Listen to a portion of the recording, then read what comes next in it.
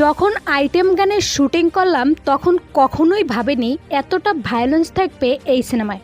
তারপর টিজার দেখে আশ্চর্য হয়েছি, এটাও সম্ভব। হ্যাঁ, এবার বরবাদ সিনেমার টিজার নিয়ে প্রশংসা করলেন বরবাদের আইটেম গানের নায়িকা নুসরাত জাহান। সম্প্রতি সময়ে প্রকাশ করা হয়েছে বরবাদ সিনেমার টিজার।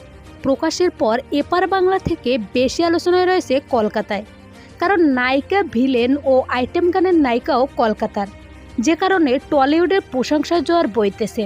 অন্যদিকে বরবাদে আইটেম গানে ডান্স করছেন শাকিব খানের এক সময়ের নায়িকা নুসরাত জাহান।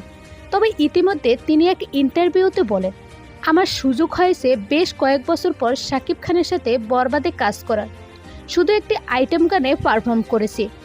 গানটির শুটিংয়ের সময় কখনোই ভাবিনি এতটা ভায়োলেন্স থাকবে এই সিনেমায়। টিজার মুক্তির পর রীতিমতো আশ্চর্য হয়েছি অ্যাকশন ও ভায়োলেন্স দেখে। আশা করি আমার আইটেম গানটি সবাইকে নাচিয়ে ছাড়বে। উল্লেখ্য, বেশ কয়েক বছর পর শাকিব খানের বিপরীতে অভিনয় করছেন নুসরাত জাহান, যে গানটি প্রকাশ পাবে ঈদের আগে। সো ভিউয়ার্স, গানটি নিয়ে আপনার মতামত কি জানিয়ে দিন কমেন্ট করে।